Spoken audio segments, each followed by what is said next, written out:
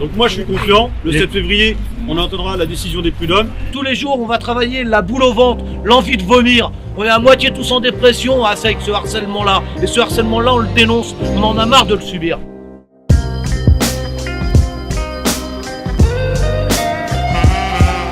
Nous sommes le 17 janvier, nous attendons devant le tribunal du prud'homme la réponse à notre fameux lockout.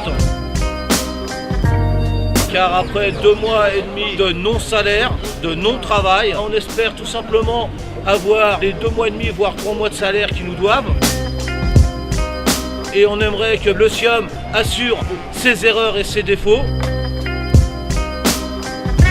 Il y a un conflit social au SIOM, dont je suis le président. Ah oui, 2 mois sans salaire, toujours en galère. Merci monsieur le maire. Il aurait dû être impartial. Il n'a pas été impartial car il a soutenu monsieur Ivanov. Villani, monsieur Villani est au courant de la chose. Il sait que c'est de l'argent public. Il devrait réagir.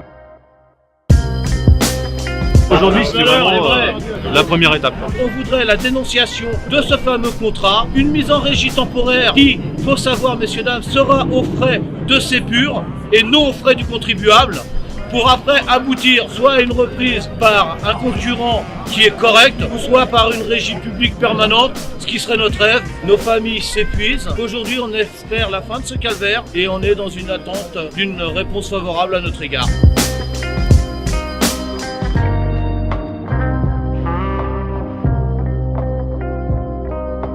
La première réponse qu'on aura de la part du tribunal des prud'hommes sera le 7 février. On est confiant. Moi je suis confiant. Franchement, ils avaient juste de la provocation.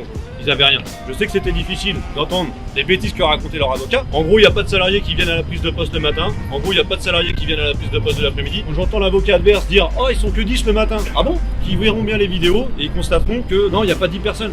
Donc nous, on a des pièces, nous, on a des preuves. Eux, ils ont rien. On a encore reçu un document hier de l'inspection du travail qui nous a transmis leur constat en disant que les salariés étaient bien présents, qu'il n'y avait pas de matériel sur le site, que l'agence était fermée et qu'on n'y avait pas l'accès.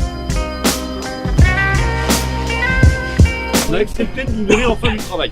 Pas tout le monde. Dès l'instant où la société Sépur ne voulait plus nous obliger à signer un contrat de travail, nous on a dit, donnez-nous les documents, faites-nous faire la formation et on monte dans les camions. Est-ce qu'il va nous payer au mois de janvier? Point d'interrogation. On emprunte de l'argent à nos familles pour pouvoir avoir le droit d'aller travailler sans être énuméré. Pendant plus de 2 mois et demi, on est quand même là 6 jours sur 7. On s'autorise pas de jour de repos, pas de jour férié, pas de jour de repos, pas de réveillon, pas de Noël, rien du tout. On a fait des rendez-vous avec des mairies le soir, on rentrait chez nous à 23h, le lendemain à 4h30, on était déjà au poste devant l'entrée pour être au travail à l'heure. Et on n'a jamais été rémunéré ni considéré. Donc ça, on aimerait bien que ça soit reconnu. La société Sépur nous a transmis un document en nous disant « Nous respecterons les affectations historiques, nous respecterons les équipages ». Et bien aujourd'hui, on le voit encore, ils ne le font pas. On nous change des collègues, on nous change des équipages. Et au jour d'aujourd'hui, plus grave, c'est qu'on a des personnes qui sont reconnues RQTH pour qualité travailleurs handicapés et qui n'ont pas de moyens de travailler. Et quand ces salariés-là se présentent en tenue et qui disent « Monsieur, je veux travailler », ah non, c'est pas prévu. Ça, c'est la réalité. Ils le disent clairement. Ils veulent pas nous faire travailler depuis le début. Parce qu'on est une masse salariale qui est ancienne. Et ça ne fait pas Sépur. Pourquoi? Parce que Sépur prend des intérimaires et les rémunère à l'heure. Ils sont en bas de la convention collective. Alors oui, forcément, désolé d'avoir de l'ancienneté. Et j'ai des salariés ici, ils ont 40 ans de boîte. Je pense que c'est parce qu'ils sont sérieux.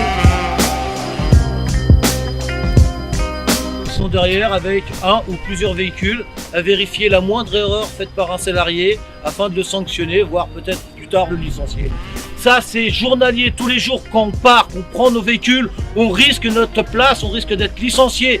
Tous les jours, on va travailler la boule au ventre, l'envie de vomir. On est à moitié tous en dépression avec ce harcèlement-là. Et ce harcèlement-là, on le dénonce. On en a marre de le subir.